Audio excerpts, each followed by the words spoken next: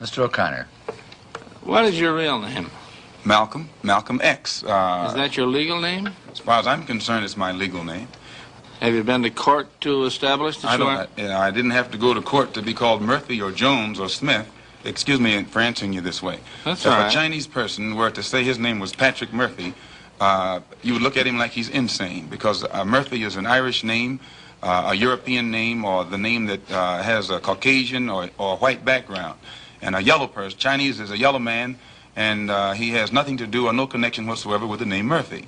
And if it doesn't look proper for a person who is yellow or Chinese to be walking around named Murphy or Jones or Johnson or Bunch or Powell, I think it would be just as improper for a black person or the so-called Negro in this country, as we're taught by the Honorable Elijah Muhammad to walk around with these names.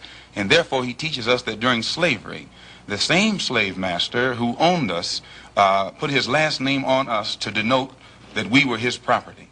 So that when you see a Negro today who's named Johnson, if you go back in his history, you'll find that he was once his grandfather, or one of his forefathers was owned by a white man who was named Johnson. If his name is Bunch, his grandfather was owned by a white man that was named Bunch. Would you mind telling me what your father's last name was? My father didn't know his last name. My father got his last name from his grandfather, and his grandfather got it from his grandfather, who got it from the slave master.